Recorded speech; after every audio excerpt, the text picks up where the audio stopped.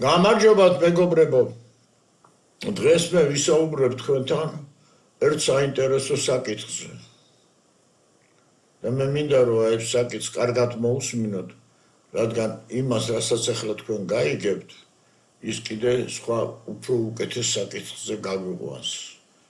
ჩვენ წინასაუბრისას, წინა ლექციებზე ვახსენეთ, რომ მეცნიერებამ არ იცის კოსმიური ძალების წარმოშობის შესახებ. ანუ რა არის საწყისი კოსმიური ძალების წარმოშობისა? თუმცა ამ ძალებს, მაგალითად ელექტრომაგნიტურ ძალებს, გრავიტაციულ ძალებს, ასე თუ ისე იყენებს ტექნოლოგიებისთვის და სხვადასხვა ძალებს. მაგრამ თვითონ წყარო, საიდან წარმოიქმნებიან ეს ძალები, მათ არ იციან და მაგალითებიც მოვიყვანეთ, ხო? თქვით ისიც, რომ არც იმას ხსნიან სწორედ მეცნიერები, თუ როგორ შეიძლება და წარმოშობილიყო პირველი ორგანული ნაერთი. რადგან მეცნიერებმა ძალიან კარგად იციან, ეს თქვით ჩვენ უკვე, რომ ორგანული ნაერთები აუცილებლად უნდა წარმოიშვან ორგანიზმში. და ვერაფრით ვერ გაიგეს რა, რომ რა იყო ის პირველი ორგანიზმი, რომელმაც შემდეგ წარმოშვა სხვა ორგანული ნაერთები. ამიტომ ისინი ცდილობდნენ როგორმე, რომ ერთუჯრედიანი არსების წარმოშობა დაენახათ. და მე ალბათ მაგემა იციან მეცნიერებას და ყველა მიცის, რომ უჯრედებში არსებული დნმ-ის მოლეკულები განიცდიან მუტაციას მაღალი სიხშირეების გამო. ახლა ცნობილია ეგ უკვე, ხო? კაიხნის. და რომელსაც ჩვენ მუტაციას ვეძახით რა. მე ალბათ მუტაციასთან დააკავშირებდნენ და ესეც უნდოდა და დღესაც ბევრი ესე გაიძახის, მაგრამ ეგ არის კიდე აბსურდი საერთოდ რა, რომ მუტაციების შედეგად ერთუჯრედიანის მუტაციის შედეგად წარმოშობილიყვნენ ის ცხოველები, ასეთი ლამაზები და ასეთი დალაგებულები რა. იმიტომ რომ მუტაცია არის შემთხვევითობა, მეტი არაფერი რა. ის თუ დაამახიჯებს რაღაცა ლამას, თორე ლამას ის ვერადროს ვერ შექმნის. მე ვისაუბრებ დედამიწაზე, როგორც ცოცხალ ორგანიზმზე ახალგაზრდობაში. საუბრობდით ხოლმე დედამიწის შესახებ, რა როგორ წარმოიშვა პლანეტა. და ხშირად მიხსენებია ხოლმე მე, რომ დედამიწა არის მეთქი რომ ცოცხალი ორგანიზმი. ხშირად მithქვია. თუმცა საერთოდ არ მესმოდა ამას რატო ვიძახი. უბრალოდ ის რას გულისხმობდი, რომ ჩვენ ცხოვრობთ მასზე და საკვებს ყველაფერ დედამიწიდან ვიღებთ, ხო? მინდა გითხრათ, რომ ის რო შემემეცნა რომ დედამიწა თურმე მართლა ცოცხალი ორგანიზმი ყოფილა, ძალიან დიდი ეტაპი გავიარე მე. სიმართლე გითხრათ, წარმოდგენას კი არ მქონდა იმაზე, რომ მე მივადგებოდი ბიბლიის კითხვისას იმ წიგნს, სადაც დედამიწის შესახებ იქნებოდა საუბარი და სადაც გამოჩნდებოდა, რომ ის ცოცხალი ორგანიზმია. ეს არის მესამე ეზრა. და იმიტომ ვერ წარმომედგინა, რომ ვისმენდი თუ საუბრობდი ბიბლიის შესახებ, უსმენდი მღვდლებს თუ არა ამდენი ხნის განმავლობაში. მე ჯერ არ მახსოვს, რომ რომელიმეს ძველახმასთან დაკავშირებით განეხილოს მესამე ეზრა და აქედან დაიწყო ჩემი ეჭვი, რომ თურმე შესაძლებელია არსებობდეს სამღვდელოებაში მღვდლები, რომელსაც საერთოდ არ აქვს წარმოდგენა ბიბლიაში არსებულ რიგ საკითხებზე. რომელიმეს ვინმეს მოგისმენიათ, რომ გამოსულიყოს სამღვდელო პირი და ესაუბროს მესამე ეზრაზე და ესაუბროს იმ საკითხებზე, რაც მასში წერია. სხვათა შორის მე მითხრეს კიდევაც, მე არ ვიცოდი, რომ იყო დრო, რომ ბიბლიაშიო შეტანილი არ იყო მესამე ეზრაო, რადგანაც არაკანონიკურად მიიჩნევდნენ. და წარმოგიდგენიათ, როდესაც ეს მე მითხრეს, ასე თუ ისე მე უკვე ვერ პოვოდი ბიბლიურ საკითხებში, ძალიან გამიკვირდა. და გამიკვირდა იმიტომ, რომ სწორედ მესამე ეზრაში არის ისეთი ცოდნა მოცემული და ეგ დაუმალეს, მე კი მივხვდი, ეგ იმიტომაც დაუმალეს, რომ თვითონაც ვერ გაიგე შიგნით რა წერია რა. ამა მაგის გამო რა შუაში იყო, კიდე კაი რომ გამოავლინეს. ადრეს თქვი და ეხლაც გავიმეორებ, რომ გაიხსენოთ რა. მე მიკვირს დღესაც, როცა უკვე გახმაურდა უკვე ხო აპოკრიფული ტექსტები. რასი აქვს ეს გორზე გადადებული წარმოდგენა არ აქვს რა 100 რახლემის პოზაა მე ვერ გავიგე რა შედალოცვილო შენა ისედაც იცის ხალხმა ვის მოწყურებულია სწავლით და უნდა რომ ცოდნა შეიძინოს უვარდებათ ხელში ეს სიგნები და კითხულობენ და ეკლესია აქვს რა აზია გადამალული დიდი ხანია სურს მეცნიერებას შეიმეცნოს თუ როგორ და რის გამო წარმოიშვა პლანეტა სრულიად კოსმოსში რა ვერსიები აღარ აქვს მეცნიერებს თუმცა მე მინდა გითხრათ რომ არც ერთი ეს ვერსია არ შეიცავს ჭეშმარიტებას იმ ჭეშმარიტებას რაც წერია უძველეს ხელნაწერებში და არა მარტო ბიბლიაში მე ხლა უბრალოდ გაგაცნობთ იმ ტექსტებს თუ რას წერენ დედამიწის შესახებ და კიდევ ვიმეორებ მის შესახებ ყველაზე დიდ ინფორმაციას გვაძლევს მესამე ეზრა და როგორც ადრე მოგიწოდებდით რომ წაიკითხოთ ეს თავი ანუ ბიბლიის ბოლო თავია ეს ისე მოგიწოდებთ ახლაც მე რამოდენიმე ტექსტს წავიკითხავ და სადაც თქვენ დარწმუნდებით იმაში რომ დედამიწა მართლა წარმოადგენს ცოცხალ ორგანიზმს ვიდრე გადავალ შემდეგ ზურმუხტის დაფებზე აი ეს ტექსტები მესამე ეზრა თავი მეოთხე პარაგრაფი 41 თავი მერვე პარაგრაფი 9 და იმახსოვრეთ და გადაავლეთ თვალი 51 პარაგრაფი საშოს გზავსია ქვესკნელში სულთა სამყოფელი ეს მეტად სერიოზული განაცხადია რომელსაც იმდენი მუშაობა სჭირდება შემდეგ კიდევ რომ მართლა შეიცნოს ცნობიერებამ რომ დედამიწას მართლა აქვს საშო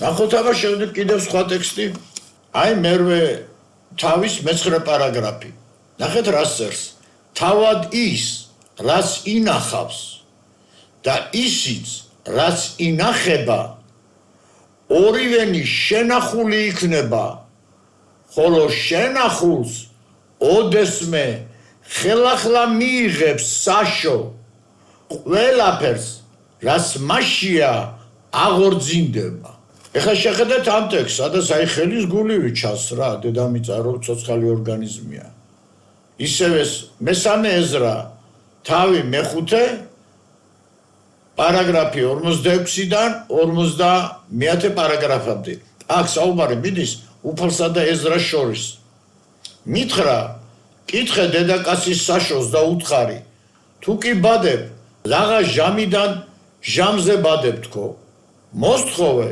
ბარე მათივე ერთბაშად გააჩინოს მანამდე რაღაცას ეუნება ეზრა და შემდეგ უფალი ეუნება წადიო და კითხეო დედაკაცო თუ კი აჩენსო ბარე მათივე ერთად გააჩინოს და ის თქვენი წაიკითხეთ ძალიან საინტერესო რამეს კი ეკითხება ეზრა რა ვთქვი ვერაფრით შეძლებს მხოლოდ დრო გამოშვებით თუ შეძლებს მეთქი ანუ ეზრა უნდა რომ ვერ შეძლებსო ის დედაკაციაო და თუ დრო გამოშვებით თუ შეძლებსო და შემდეგ თვითონ ეზრა იძახის აი რა მითხრაო მითხრა და მეც მივეცი იმათ მიწის საშო ჟამი და ჟამზე რომ ითესებიან მასში როგორც შვილს არ შეუძლია შობა და არს მოხუცებულს ასე განვაწესე მე ჩემი შექმნილი წუთი სოფელი შევეკითხე და ვთქვი რა კი გზას მაძლევ ამას გეტყოდი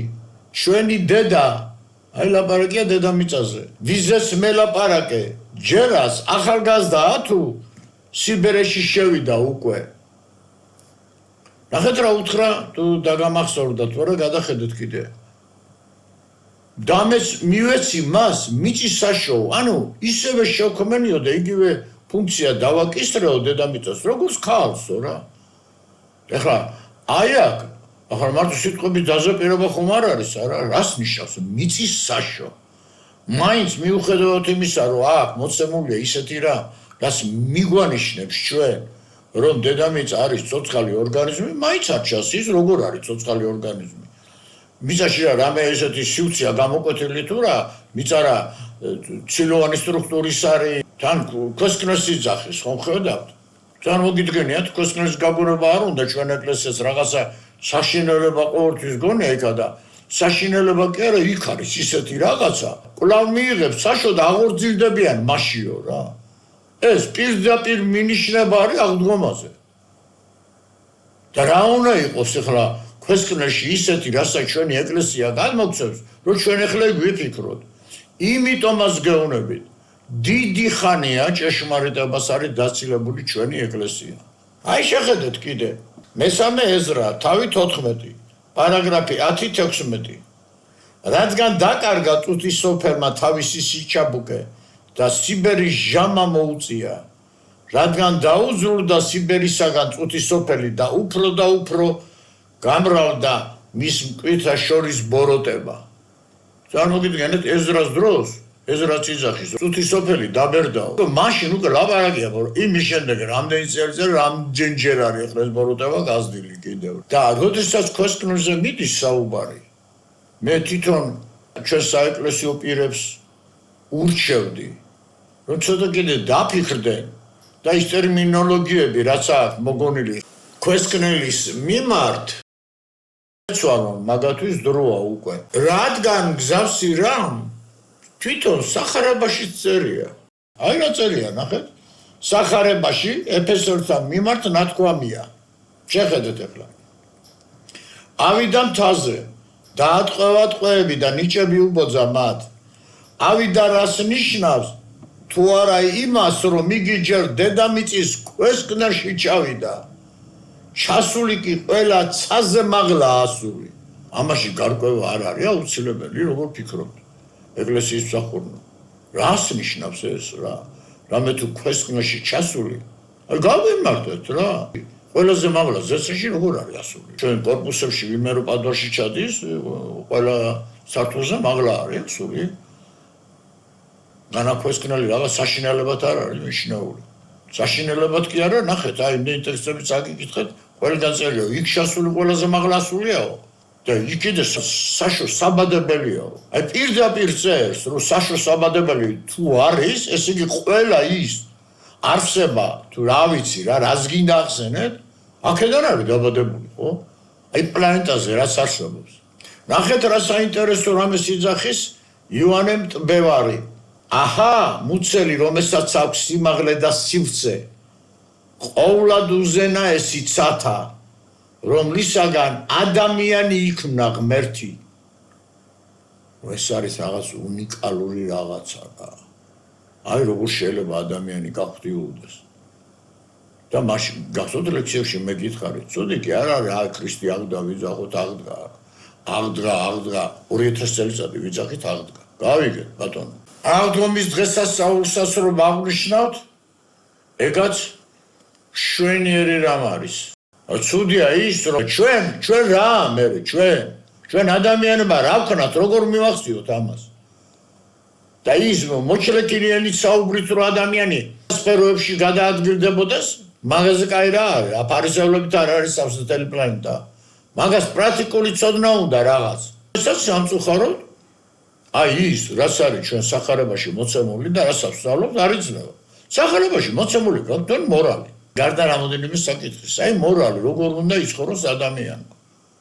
მორალი თუ ადამიანად არ არის დაბადებული, მას ქვია შეაყარე კედელსაც, რა დარჩება კედელზე რა. სწავლენ მაინც სისულელს შეუყოფენ ცხვირს. კიდევ ერთხელ გავიმეორებ იოანე მტვრებავის ლექს და კარგად დააკვირდით. აჰა მუცელი, რომელსაც აქვს სიმაღლე და სივრცე, ყოვლად უზენაესი ცათა. რა მოგიდგენიათ? აი ქოსკნელის საშოზე იძახის, რომ ყოვლად უზენაესი ცათა, რომლისაგან ადამიანი იქმნა ღმერთი და აღმიყვანა ჩვენ მამასა თვისასა და განაღმერთა კაცები, რომელ მიიღონ. ეს ტექსტი ძალიან კარგად უნდა შეისწავლოთ და შეიცნოთ, რადგან ამ ტექსტში ფაქტიურად ის საუბრობს იმ პროცესზე, რა პროცესითაც ადამიანის გაღვთიურება ხდება.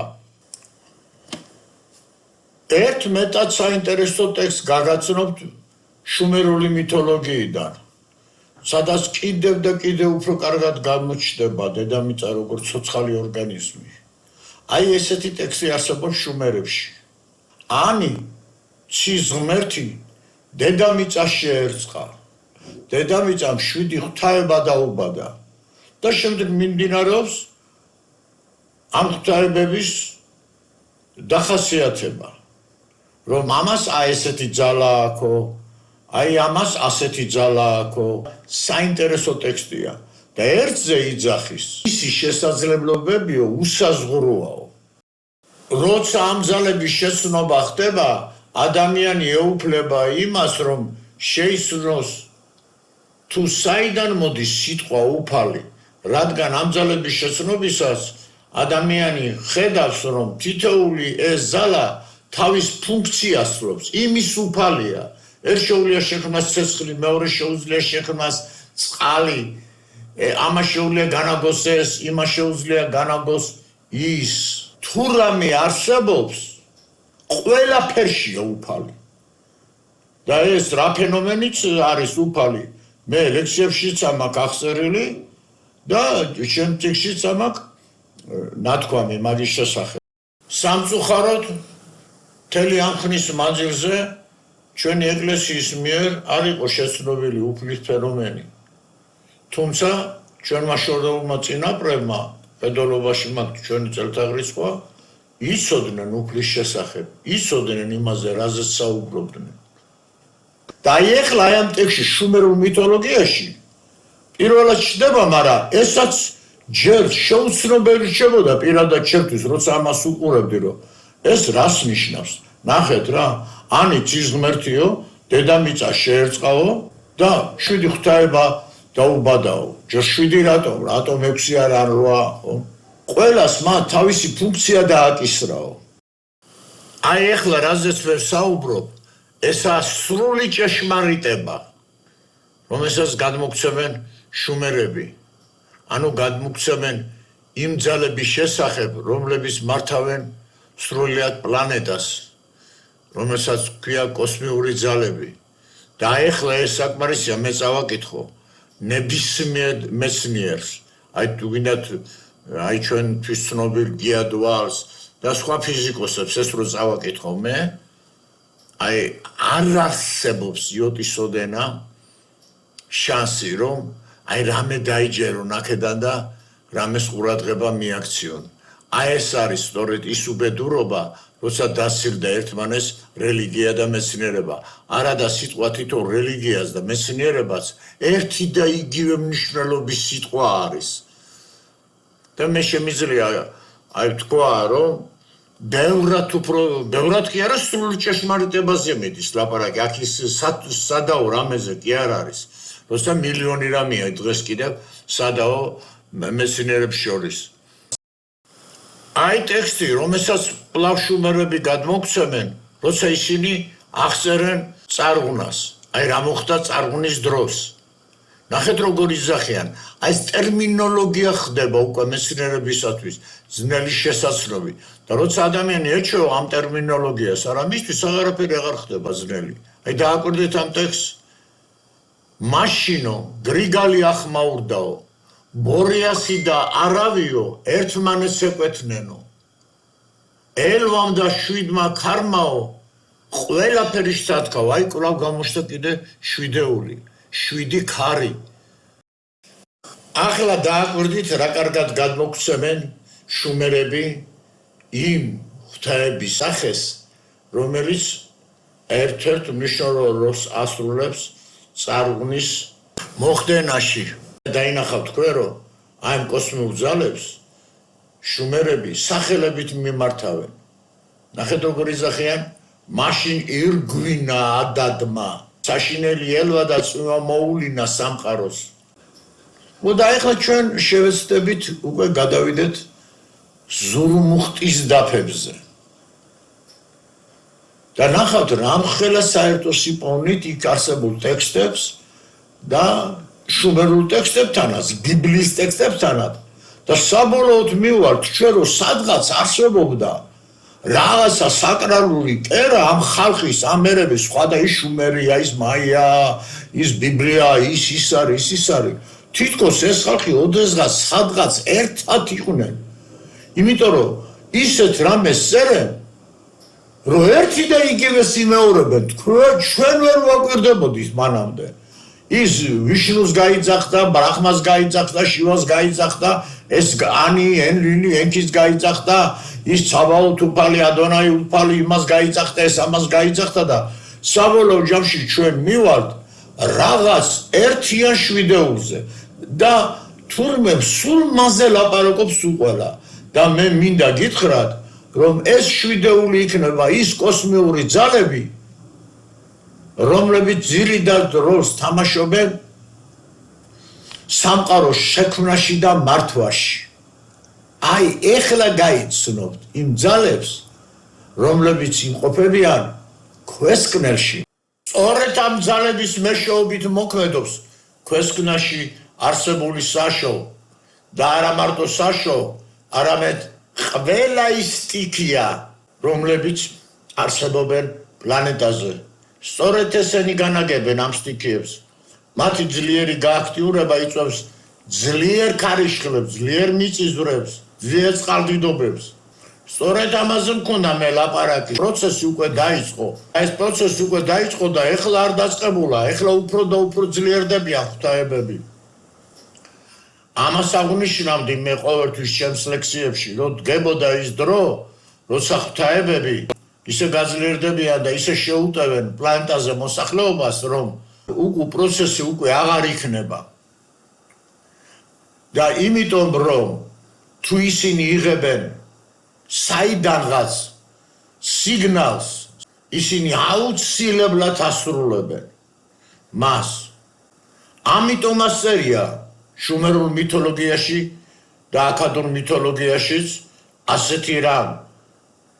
შვიდნი არიან, ძმანი არიან, შავბნელ ქვესკნელში შვიდნი არიან.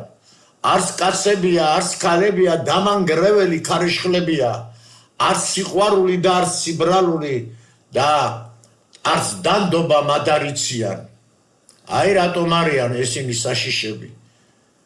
და დღემდე წარმოგიდგენიათ, ამ ხელზე განვითარდა მეცნიერება, სწავლობთ ამაშვებით, იმაშვებით და მაინც ვერ მივიდა კაცობრიობა იმ დონეზე, რომ როცა ესენი იწყებენ აქტიურობას და მძვინვარებას, ეს ყველაფერი თვითონ ადამიანის ბრალია. ადამიანი იწვევს თავისი უგუნური საქციელით, თავისი უგუნური სიტყვებით იმ გამოწვევებს, რაზეც მერე პასუხობენ ღვთაებები. სწორედ ეს პროცესები მიმდინარეობს ახლა მთელ პლანეტაზე. და ამ წელს უკვე თებერვლის თვიდან ჩვენ უნდა ველოდოთ ცეცხლის სტიქიის გააქტიურებას. სწორედ ეს სტიქია ყველაფრის საწყისის საწყისი. პირველ წყაროს სახე. და მე დაგანახებთ პირველ წყაროს სახეს. მას სრულიად სამყარო ჩვენ შეგვიძლია წარმოვიდგინოთ როგორც პირველ წყარო, საიდანაც მოდის ინფორმაცია და ენერგია და 7 ღვთაება, რომელიც მართავენ სრულიად სამყაროს, ყველა პლანეტას თავისი შვიდეული ყავს. და ეს შვიდეულები ისე იქცევიან, რომ ქმნიან მოცემული სისტემის ენერგოინფორმაციულ ველს. როდესაც ეს ველი ბინძურდება, ძალიან სავალალო პროცესები იწყება. ამ შვიდეულს ბევრი სახელი ქვია. და სამწუხაროდ მე ვაკვირდებოდი, როგორ მოიხსენიებდნენ ამ შვიდეულს ადამიანები, რომლებიც იმეორებდნენ სიტყვებს და არ ესმოდათ რა საუბრობდნენ. უბრალოდ რაღაც ფენომენებზე, არხონტებს ეძახდნენ, რომ ისინი ჩვენს სისხლს ვავენ და რაღაც, რა ვიცი, რაღაც თითთან გამოწვეული რაღაც ყაბრებია. მე მინდა გითხრათ, რომ სწორედ ეს შვიდეული არის. ის, რომელსაც თქვენ არხონტებს უწოდებთ, არ არსებობს ძალა მათ აღემატოს. განპირობებული ღმერთები სწორედ მათგან იბადებიან. ამ შვიდეულზე არის აგებული ყოველი არსებული პლანეტაზე. და რაც არ უნდა საკვირველი იყოს, ჩემო ძვირფასობო, ისინი ქმნიან ერთიან ენერგოინფორმაციულ ველს. აი დედამიწაში არსებული ეს შვიდეული კავშირში არის სხვა პლანეტაზე არსებულ შვიდეულთან. ისინი ისე არიან დაკსაქსული, როგორც ჩვენი ელექტროენერგიაა დაკსაქსული თბილისში და საინფორმაციო ველიც. აი ისე არიან დაკსაქსული ესენი. და ალბათ ბევრმა უკვე იცით ხომ, რომ რაღაც არსებობს ერთიანი ველი და ჩვენ ვიმყოფებით სულ ყველანი ამ ერთიან ველში, ეს იმას ნიშნავს, რომ გზავსი შვიდეული უნდა იყოს ჩვენშიც. და ასეც არის ჩემო ძვირფასებო. ახლა გინდა არხოტები დაარქვით მაგას და რაც გინდათ ის დაარქვით რა. უბრალოდ მათ დღემდე ქვიათ ჩაკრები, ენერგოსისტემები, რომლებიც ჩვენს ხელს მართავენ. მაშასადამე თუ ჩვენში არსებულ ენერგოინფორმაციულ სისტემას, ენერგოინფორმაციულ კვანძებს ქვიათ ჩაკრები, პლანეტარულ მასშტაბში გზავს სისტემას ქვიათ ღვთაებები. და რადგან საუბარია ერთიან ენერგეტიკულ სისტემაზე, გამოდის რომ თითოეული იქ არსებული ღვთაება უხილავი არხებით დაკავშირებულია ნებისმიერი ადამიანის ენერგოინფორმაციულ სისტემასთან, ანუ ჩაკრებთან. თითოეული თავის შესაბამის ჩაკრასთან. ახლა კი ვნახოთ ის ტექსტები, თუ რაზე საუბრობს დიადი ატლანტი მათ შესახებ. ბევრმა თქვენგანმა იცის, მე თუ როგორი სახით გამოვსახე მიწისქვეშა სამყარო, ეხლა კიდე განახებთ მაგ სურათს და გავაგრძელებ იმ ტექსტებს, თუ რაზე საუბრობს დიადი ატლანტი. თქვენ იცით ალბათ, რომ და ბევრმა თქვენგანმა მართლა იცის, როგორი აგებულება აქვს ჩემს მიერ გამოსახულ სურათს პლანეტასთან მიმართებაში, რომ მის შიგნით არის სამყარო, რომ მის შიგნით არსებულ ბირთვს, რომელიც ბრტყელი პლატოს შუაგულში ჩანს, ეძახიან დედამიწას, ნახევრად ღმერთების სამყოფელს, ანუ ატლანტიდას. ეს იყო გიგანტური კუნძული, ხოლო მის შიგნით არსებულ სივრცეს, აი რომელსაც ახლა ვეგანახებთ, ქვიოდა ქვესკნელი, სადაც მოჩანს ცეცხლოვანი ყვავილი. ის სამი შრისაგან შედგება, როგორც ხედავთ. ამ სამშრეს დიადი ატლანტი უწოდებს ამენტის დარბაზებს. აი ზურმუხტის დაფების ტექსტიც. ღრმად დედამიწის გულში ძევს ამენტის დარბაზები, სიცოცხლისა და სიკვდილის დარბაზები. იქ ღრმად დედამიწის ქერქის ქვეშ ცოცხლობს სიცოცხლის ცეცხლოვანი ყვავილი, მარადიული სიცოცხლის სიმბოლო. ყვავილის შიგნით ბინადრობს 7 ძლევა მოსილი მეუფე, გამგებლები იმ სივრცისა და დროისა, რომლებიც არიან ჩვენს ზემოთ. ისინი უხილავები ქმნიან ყოველივეს, რაც არსებობს დედამიწის ზედაპირზე. არ არსებობს ზალა, რომელიც მათ აღემატება. და შემდეგ მე არ გავაგრძელებ ამას, უბრალოდ მინდა რომ წარმოდგენა შეგექმნათ. ზუსტად ისევე, მთლად ზუსტად ვერ ვიტყვით, მაგრამ შინაარსი იგივე რჩება, ხო? აღწერს თოთატლანტი 7-ვეს ფუნქციას, რაც თქვენ შუმერებმა. აი, როგორ კავშირში არიან ესენი ყველანი ერთმანეთთან. თითოეულ სახასიათებს დიადი ატლანტი თუ რა ფუნქცია აქვს მინიჭებული. ხშირად ჩადიოდა დიადი ატლანტი როგორც თავად იძახის ამეტის დარბაზებში, ხვდებოდა მეუფეებს, ამოქონდა ახალ-ახალი ცოდნა პლანეტის ზედაპირზე. და როცა ის ისე დაოსტატდა, ისე რომ დაიპყრო ვარსკვლავთა სისტემაც და იმოგზაურა ვარსკვლავთა სისტემაში, იგი აღწერს თუ რაოდენად დიდი და ლამაზი პლანეტები იხილა მან. აგრეთვე მოგზაურობისას იხილა იმ ადამიანთა ჯგუფი, საუბარია გასხიოსნებულ ადამიანებზე, რომლებიც უკიდურგანო კოსმოსის სივრცეში ქმნიდნენ პლანეტას. და როცა ის ამ მოგზაურობის შემდეგ ბრუნდება, ჩადის ამეტის დარბაზებში და მეუფეებს ეკითხება მეტად საინტერესო კითხვას. რუსულად ასე ჟღერს. О, Владика, укажите мне путь. Где находится источник всего? О, მეუფეებო, მიმასწავლეთ გზაო, სად იმყოფებაო? ყველაფრის წყარო. აი რა საიდანაც ყველაფერი იბადებაო. მან ის ვერ იხილა. მიუხედავად იმისა, 7-ვე ფიზიკური სივრცე მოიარა. და იქ ტახტომჯდომარე დგება და ეუბნება თოს, რომ მან დატოვოს სხეული და გაყვეს მას სინათლისკენ. და ეს როდესაც ის მიყვება მაგას, აი ეს ახსენს ერთ რამეს, რომ უესრათო რაღაცა უხილავმა ძალამ, რომელიც საერთოდ ადამიანების ცნობიერებიდან ძალიან შორს არისო, გამისროლაო სივრცეთა შორის სივრცეშიო. იქ ის არ ყოფილა მაგ სივრცეში. და რასაც ახსენს, უკვე ჩანს იქიდან, რომ ის იმყოფება ყველა ფიზიკური სივრცის გარეთ. და რას ხედავს?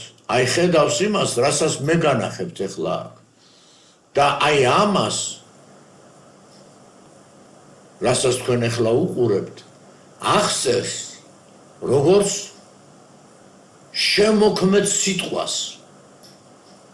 ანუ ახსენს შემოქმედი სტაციონარული სიტყვა, რომელსაც ის ღმერთს ეძახის. და ხშირად ასე მოიხსენიებს, რუსულად ასე გამოითქმის, ვილიკა სილა გრიადუშევა, დიდია ძალა მრგვინავისო. ქმნის ულუფებს სიტყვის, რომლებიც შემდეგ კოსმოსში მატერიალდებიან, როგორც ცოცხალი არსებები. თვითონ ეს სიტყვა, როგორც ცოცხალი რაღაც არსება, ისე მოძრაობს კოსმოსში. აი ასე ამბობს, მეო ხედავდიო, სიტყვაო, ქაოსი და როგორ ქმნიდა სიტყვებსო, უпростоრად პატარა სიტყვების ულუფებს და აგზავნიდა კოსმოსში. რუსულად ასე ჟღერს. Видели порядок, как из хаоса творил порядок. და ზუსტად ეთქვა იმას, რასაც იძახის იოანე თავის სახარებაში. თავდაპირველად იყო სიტყვაო. და ის სიტყვას ხედავს მართლა. იმიტომაც აქ რასაც მე განახებ დნმ-ის მოლეკულის სახე, ეს სიტყვა აქედან დაბადებული, ოდესღაც მე ფიზიკურ სამყაროში არა მიიღებს დნმ-ის მოლეკულის ფორმას. და საბოლოოდ, როცა აი ამ საკითხებს უკვე ჩვენ უკვე ღრმად ვსწავლობთ, არა? ვიღებთ ძალიან მშვენიერ სურათი, რომელიც ასახული არის ყველგან. გინდა ატომში, გინდა უჯრედში, გინდა პლანეტაში, გინდა ვარსკვლავში და ასე შემდეგ. რა სისტემაა ეს? იგივე. გახსოვთ მე რომ ამბეთ ლექსიაში, რომ მეცნიერებს აი რას აქვს შესწავლილი ერთი დასრულებული სისტემის სახით, მას ყოველთვის წარმოადგენენ ბირთვისაგან და გარეშრისგან. აი უჯრედზე ჩვენ ვთქვით, რომ არსებობს ბირთვი და არსებობს ციტოპლაზმა. ატომზე ვთქვით, რომ არსებობს ატომის ბირთვი და ელექტრონული შრე. ყველგან ერთ და იგივეა რა. როგორ ბირთვი და ყველგან 7 შრეა. აი ალბათ ბევრი ფიქრობს, რომ რა წყალბადის ატომში ერთი შრე არის, სად არის იქ 7 შრეო და არ არის ეგრე იძახიან ქიმიკოსები, მაგრამ ეგრე არ არის. იქნება ეს წყალბადის ატომი თუ ნებისმიერი ატომი ყველას აქვს 7 შრე. უბრალოდ შევსებული არ არიან ეს შრეები. ეს სხვა თემაა. ესე შეიძლება 7 საწყობი იქონდეთ, მაგრამ ერთი საწყობი იყოს გავსებული საქონლით დანარჩენი არა. აი ესეთი რამეა, 7 შრე არის მეტი არ არის. ეს არის 7 ფიზიკური შრე. ახლა რა თქმა უნდა, როდესაც ის სხვა შრეებში მოგზაურობა და თოთათათი ისინი ფიზიკური შრეები იყო, მაგრამ არა ისეთი როგორც ჩვენ. ჩვენი აი რუსულად რო თქვა ძალიან გრუბი შრე არის, აი ძალიან უხეში შრე არის რა. თორე ისინი ფიზიკური შრეები არიან. მინდა გითხრათ რომ ყველაფერი არსებული აგებული არის 3 ერთიან და განუყოფელ შრეზე. აი შეგიძლია თქვათ რომ 3 ერთიან განუყოფელ სივრცეზე. თითოეულ ამ შრეს თავისი 3 შესაბამისი შრე აქვს. სრულიად სამყაროში მხოლოდ 9 შრე არსებობს, ასე ვთქვათ 9 სივრცე, რომელსაც შეესაბამება რიცხვები 1-დან 9-მდე. დანარჩენი ყველა წარმოებული რიცხვია უკვე რა. ეს 3 ძირითადი შრე ასე არის დახასიათებული: ფიზიკური, ასტრალური და მენტალური. აი ნახეთ, რა მარტივად ჩანს ეს ყველაფერი.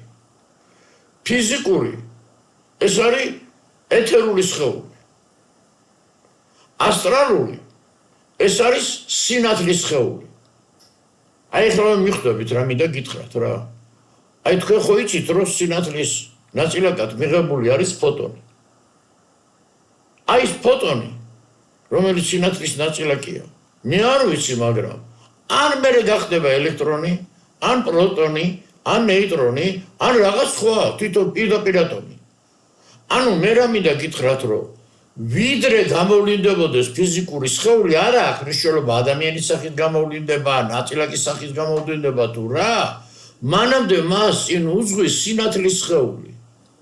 აი მისი ორეულია რა თითქოს. აი რას მიამგზავრდეთ, იცით? სანამ ჩურჩხელას გააკეთებთ, ბოლომდე დაამთავრებთ, თქვენ ხო იმაზე არა წამოაცმევთ იმას მაგალითად თხილს, ხო? აი ეს მოდის 7 იყოს რა ეს თხილიც, რა რატომღაც რა მჭირდება. ხო და 7 ცალი იყოს ეს თხილი, ხო? აი ეხლა თქვენ ხელში გიჭიროთ ასტრალური სხეული, სინათლის სხეული. როგორც კი ჩაყოთ პელამუში და ამოავლოთ იმაზე, ამოიღებთ რა. თქვენ უკვე ხელში გიჭიროთ ფიზიკური სხეული, ანალოგი იმისა, რაც არის ასტრალური სხეული. მაგრამ საქმე იმაშია, რომ ამ ფიზიკურ სხეულს ატომზე ილაპარაკეთ უგინდა. მართავს ასტრალური სხეული. თქვენი ფიზიკური სხეული, თქვენი სინათლის სხეული და რომელზეც გადაფარებულია ეს ფარდა ფიზიკური სხეულისა, იმისგან იმართება. ასტრალური სხეულისგან. მაგრამ თვითონ ასტრალური სხეული ვისგან იმართება? აი ეგ არ ჩანს. სიტყვისგან.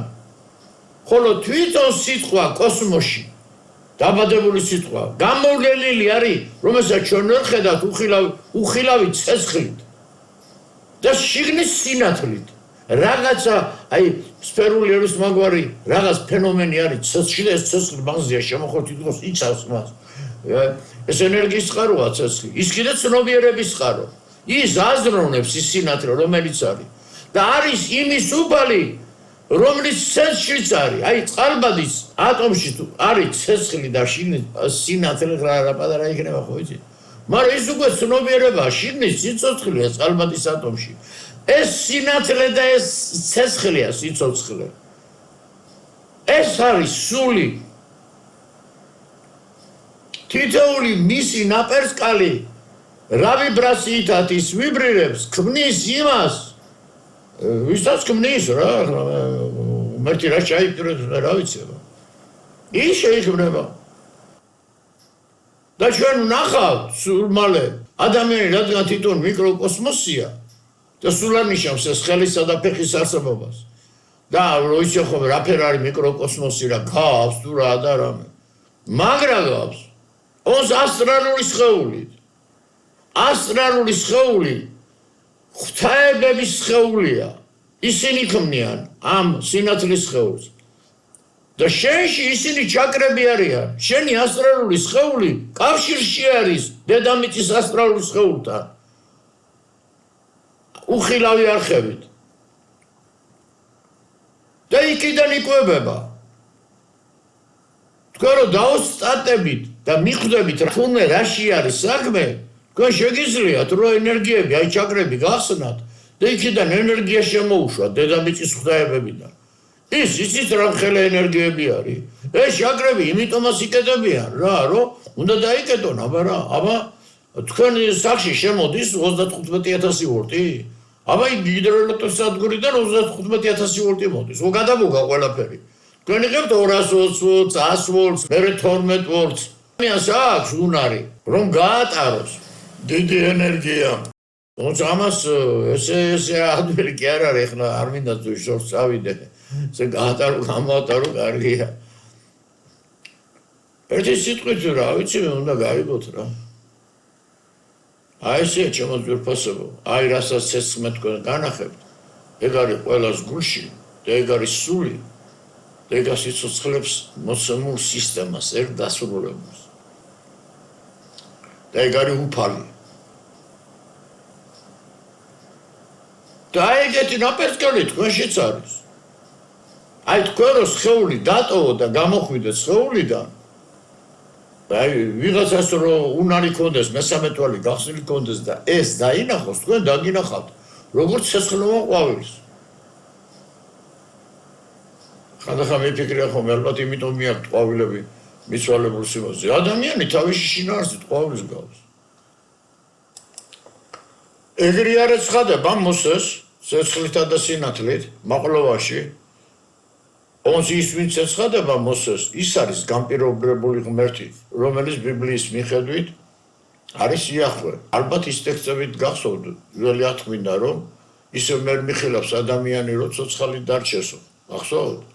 აგერ ადგილი არისო ჩემთანო და შედიო კედლის იმაშიო, ნაპრალშიო და რო ჩავივლიო, ჩემს სახეს ვერ დაინახაო და ჩემს სხეულს დაინახაო, ესე იგი წარმოუდგენელ გასხლოსნებულ არსებასთან საუბრობს, ხო? თქვენ უნდა იცოდეთ ბიბლიიდან, როცა არის საუბარი, ვინ არის, აი მაშინ იწყებთ უკვე თქვენ შემეცნებას. აი გახსოვთ, რომ იაკობს ეჭიდაებოდა ღმერთიო. აი ხლა მე ვიზასაც გეუნებით, მაყლოვაში გამოიცხადა მეთქი, ის არ არის. მე კი ვიცი ვინც არის, მაგრამ ხა დროა რომ თქვენს უკვე მიხვდეთ, როცა ასე საუბრობს იქ ვინ არის, ასე რომ საუბრობს ის ვინ არის, ის ცეცხლი, რომელიც ახლა მე განახე თქვენ. ეგ არის სრულიად სამყაროს სული. პირველ წყარო. მაშია დაუნჯებული ყველაფერი მის პოტენციალი, რაც სრულიად სამყაროში არსებობს. როგორც დნმ-ის მოლეკულაში არის დაუნჯებული ინდივიდის ინფორმაცია. თუ ერთ ინდივიდში ეს ინფორმაცია, ეს ყველაფრის ინდივიდია. ყველაფრის შემოქმედია. ხომ მიხვდით, მთელი პოტენციალი მაშია დაუნჯებული. მას შექმნა ერთიანი შვიდეული, ერთიანი ძლევამოსილი ღვთაება. ისინი ყოველთვის გამოვლინდებიან ერთად, ან საერთოდ არ გამოვლინდებიან. ზუსტად იმას გავს სინათლეს რო გაატარეთ პრიზმაში და შვიდფერად რო იშლება რა. აი ზუსტად ეგ პროცესია. და ეს, რასაც თქვენ ხედავთ ამ ცეცხლის სახით, ეგვიპტურ მითოლოგიაში ცნობილია როგორც ღმერთი ფთა. ეგ არის შემოქმედის სიტყვა. მათნის სიტყვათა პორციებს. არის სამყაროს გამგებელი. სიტყვის გარდა ის სხვა არაფერში არ იღებს მონაწილეობას. ესე ვთქვა დირექტორია რა. ის მარტო ბრძანებას გასცემს. აგზავნის სიტყვას ნებისმიერი პლანეტისაგან სრულიად სივრცეში. კოდს აგზავნის. ის სიტყვა ოდესმე მე დნმ-ის მოლეკულად გარდაიქმნება.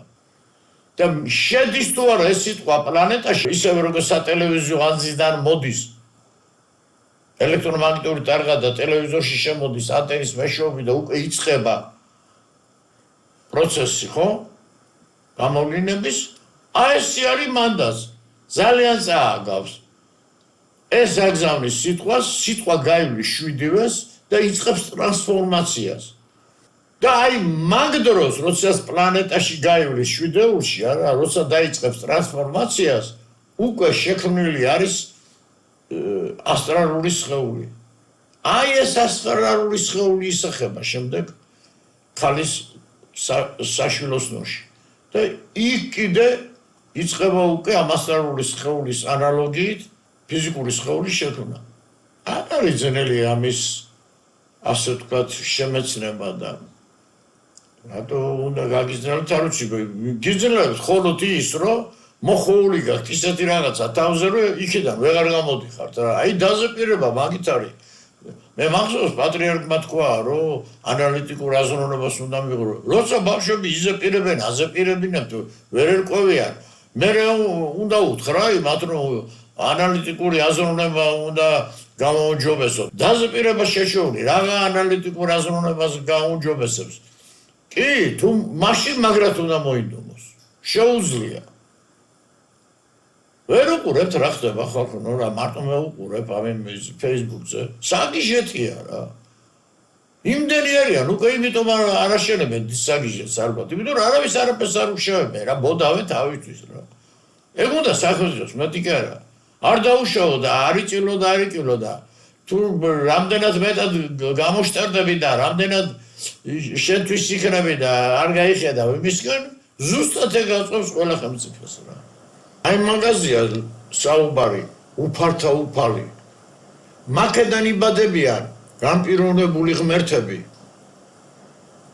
აი რომ ესე შუმერები გადმოგცემენ ეგვიპტელები გადმოგცემენ თუ ვიცკითხულობ შუმერულ მითოლოგიას იქ ნახავდით ალბათ არა ერმერქარი ნინგირსუ ნინურთა გილგამეში ყველა აღარ მახსოვს ხო აი იმიტომაც არის პანთეონი რო არის ღმერთებისაბა საინტერესო ის არის რომ აი თქვენი აი ყველაზე ცუდი რას ხდება თქვენ ცნობიერებაში ეხლა რომ ხან ესე ხართ ხან ისე ხართ რა განოთქვეთ თვითონ არის ახი შუმერების შთამომავლები ვართ და ესე და ისე და ქართველები და ამაყობთ შუმერთა შთამომავლობით და თვლით რომ შუმერები იყვნენ ჩვენი წინაპრები აქ ეგვიპტელები როგორ შეიძლება იმ ცივილიზაციის რასაც ატლანტია და ქვია იმათი საუბარი არ დაიჯერო რა აბა ვის უნდა დაიჯერო მაინტერესებს რა ისეთი ამაღლებულები იყვნენ მარტო პირამიდები გეუბნებიან ხო მაგათ არა ხო და თქვენ დალოცველობო ხო უნდა დავფიქრდეთ რაზე საუბრობენ ეს კაცები რომელიც ღმერთებთან თელ პანთეონს ქმნიან მაგათი იეროგლიფები მაგათი აი ფრესკები დღემდე ამოუხსნელი არის ეს იყო ძალიან დიდი ცივილიზაცია და ისეთი სახე შექმნით რომ რაც საჭიროა მაგათი შესწავლა და მოწყვიტეთ ნახევარი კაცობრიობა წინაპართა ფესვებს და წინაპართა ცოდნებს რის ფასად დაჯდება ეხლა ეგ აგერ უკვე ვლინდება ეს ყველაფერი მანამდე ყოფილა საქართველოს კაი დღეში მაგრამ აი ეხლა რას მიუახლოვდებით აი თქვენ თვითონ დაინახავთ რა აღდგომა და ხვალეოა ყველა კი არ არის ნათქვამი კიდევ მიმეორებ აი რო გამოყავს რა ღმერთს თავისი ისინი ხო კიდომოს ხო გააკეთებინებს არა ის განპირობებული ღმერთია აი მე როცა ცელი განახეთ ის კი არ არის უბრალოდ მას შეუძლია სხეულიდან გამოვიდეს თავისი სულით თავისი ასტრალური სხეულით და მენტალური სხეულით ერთად გამოვიდეს სხეულიდან და ეგ სახე ექნება მაგასაც თქვენშიც არის ეგ ზუსტად იგივე ცეცხლიდან ნათელი ეგ არის თქვენი სული ეგ აზროვნებს ეგ არის ცოცხალი და ასიცოცხლებს მე ყველაფერს რეალურად ხდება მოსეს ცეცხლი რო ენტო და სინათლე რო იქიდან ესაუბრებოდა ლაპარაკობს ვერ ხედავთ მაგრამ ლაპარაკობს ენით კი არ ლაპარაკობს ვიბრაციებით ლაპარაკობს და ის იმას ესმოდა რუსია ესენი უნდა შეიცნოთ ხალხო აი ასეთი სახით სადაც იქმნება სიტყვა და იმიტომაც არის აი ლამაზად თქმული მე ვარ ცეცხლი დანთებული ყველაფრის გულში ატომის გულში galaktikis gulshi mizis gulshi მე ვარ სიცოცხლე და მე ვარ სიცოცხლის მომნიჭებელიო შეცნობა ჩემი შეცნობა სიკვდილისო ანუ მას ვერავინ ვერ იხილავს სხეულებრივ ფორმაში, არ არსებობს ეგ. მისი ხილვა მხოლოდ შეიძლება მაშინ, როცა ადამიანი ისე დაუსტატდება, რომ თავისი სიკვდილით დაამარცხებს სიკვდილს. მხოლოდ მაშინ შეუძლია ის ბარიერები გადალახოს, რომ აი ეს ცეცხლი და მასში არსებული ყველაზე უწყინვალესი წყინვალება იხილოს. ამ ცეცხლის შიგნით, რასაც თქვენ ხედავთ, არის წარმოუდგენელი სინათლე, მოაზროვნე ნათელი. აი სწორედ ამას შექმნა ის 7 ღვთაება და მათ მართავს. ეს არის სამყაროს გამგებელი, რასაც თქვენ ახლა ხედავთ. ის უგზავნის სიტყვებს ისევე როგორც დირექტორი აგზავნის სიტყვებს ცეხებისგან რა პროდუქცია შექმნა. ამიტომაც მე მინდა გითხრათ, რომ მთელი კოსმიური სისტემა ეს არის ერთი პირველ წყარო, ყველაზე ამაღლებული, რომლის გარეშეც არაფერი არ იარსებებდა. ის თვითონ ქმნის ამ შვიდეულს,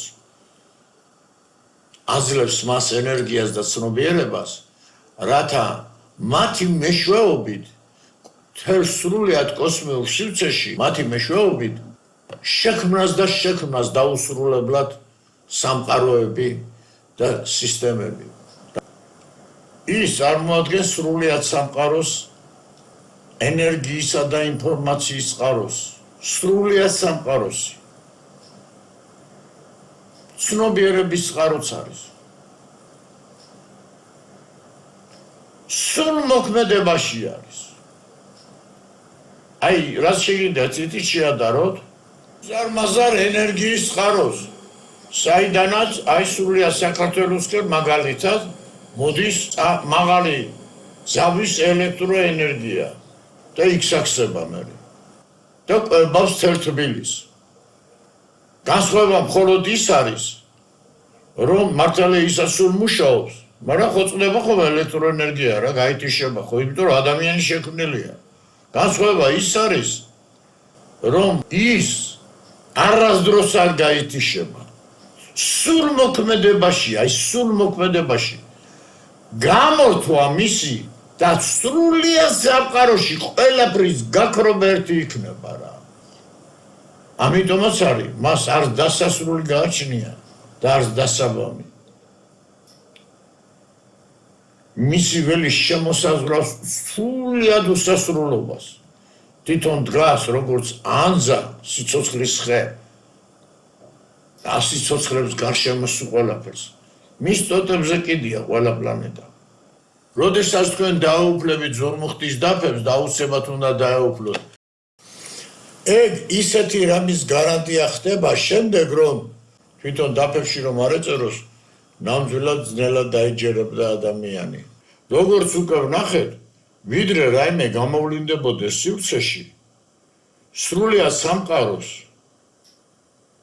აქვს ასეთი სისტემის სახე. პირველ წყარო, რომელიც არის ენერგიისა და ცნობიერების წყარო, ქმნის შვიდეულს, აი ესეთ სურას დაინახავთ რა. ეს შვიდეული იქსახსება, რას ნიშნავს ისი დაგსაქსვა? აი თითოეული შვიდეულიდან სხვა შვიდეული გამოდის კიდე და იმ სხვა შვიდეულის თითოეული შვიდი და კიდე სხვა და ასე გეომეტრიული პროგრესით მინდის უსასრულობაში და იქსახსება და იქსახსება. ძირითადი არის 7. ამათი კომბინაციები ხდება. როგორც ჩვენი ელექტროენერგიის ქსელი რა. 35,000 ვოლტი მოდის და ჩვენზე 220 გვაქვს, 380 ვოლტი არის აქ, 100 ვოლტი არის იქ, 12 ვოლტი იქსახსება ასე ვთქვათ რა. ისინი ერთი და იგივეები არიან, სიმძლავრეებით განსხვავდებიან. აი ეს სისტემა იქნება თუ არა, იწყება უკვე გამოვლინება პირველ წყაროს მიერ. პირველ წყარო სიტყვის მეშვეობით ამოქმედებს ყველა იმ ენერგეტიკულ ცენტრებს, ასე ვთქვათ, ღვთაებებს, რომლებმაც უნდა შეასრულონ ის ბრძანება, რასაც პირველ წყარო ბრძანებს. და ასრულებენ კიდევაც. ეგრევე დაიწყება შესრულებას. ეს ეხლა რატო დაგანახეთ, იცით? ადამიანიც ხო მიკროკოსმოსი. ადამიანშიც არის ეგ შვიდეული. ადამიანის გარშემოც არის ენერგოინფორმაციული ველი. ამ შვიდეულის მიერ შექმნით თქვენ რო ეძახით აურას. მაგრამ ახლა ეს არის დასაკვირვებელი. ადამიანში პირველ წყარო ვინ არის? ვინ ასრულებს პირველ წყაროს როლს? და თუ ის ასრულებს პირველ წყაროს როლს, მასაც შეუძლია უბრძანოს ჩაკრებს. თავის სხეულში არსებობს, იმიტომ რომ მაგ ჩაკრებმა მოქსოვეს ოდესღაც ადამიანის სხეული. ჩაკრები არის სიცოცხლის წყაროები და არა ორგანოები.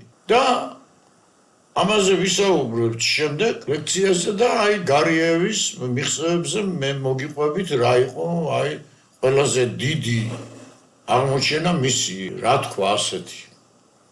აი რამეს გავიგებთ რა, ადამიანის შესაძლებლობები არის უსასრულოდ დიდი.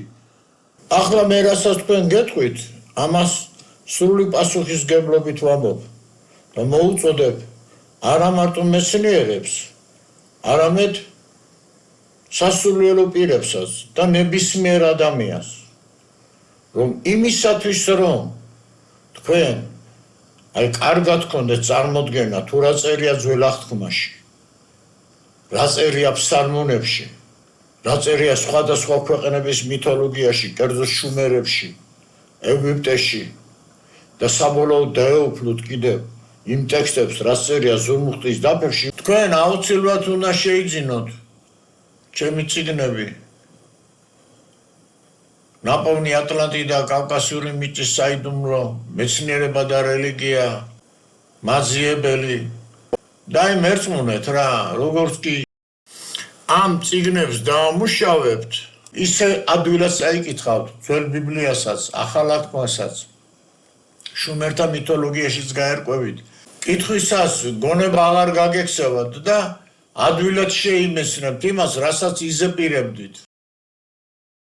მე ვაპირებ ზურმუხტის დაფების თარგმნას ისეთი კუთხით, რომ თქვენთვის ადვილი იყოს მისი შემეცნება.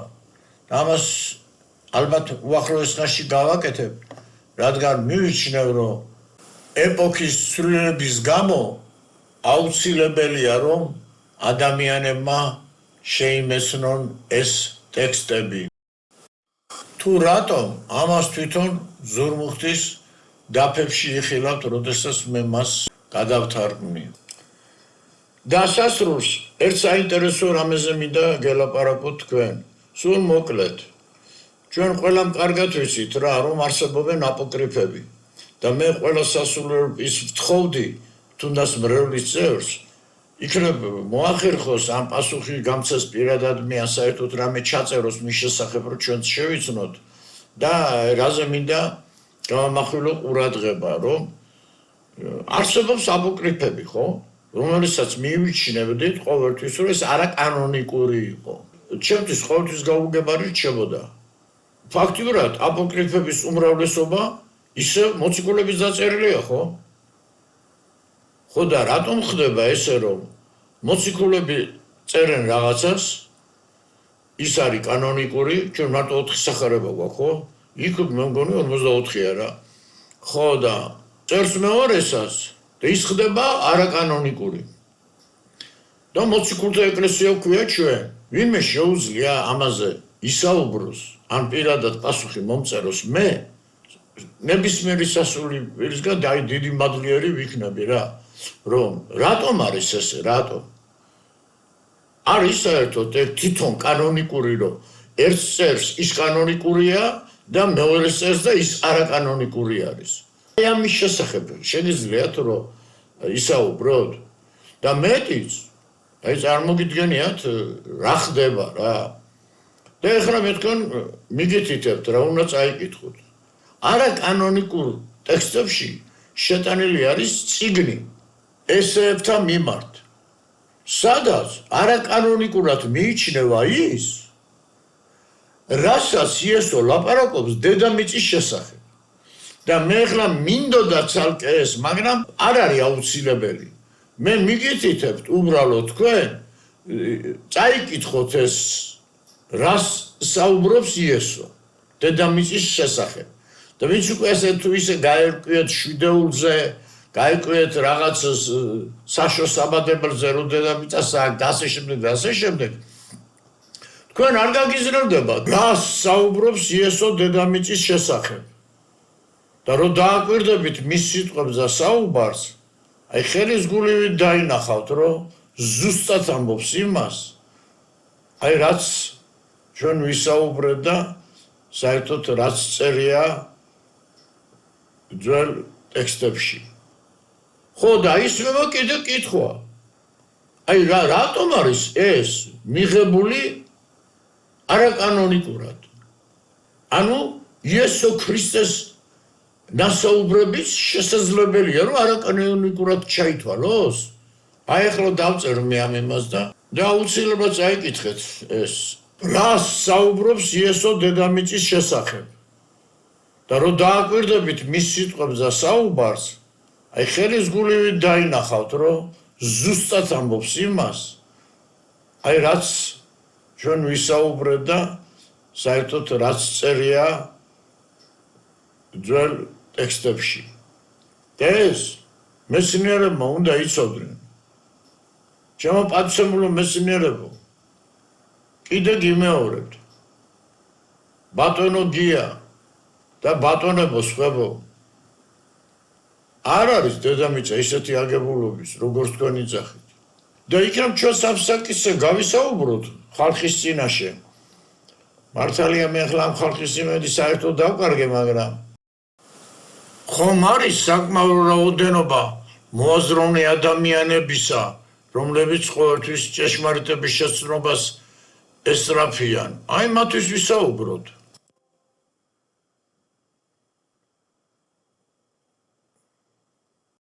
აბა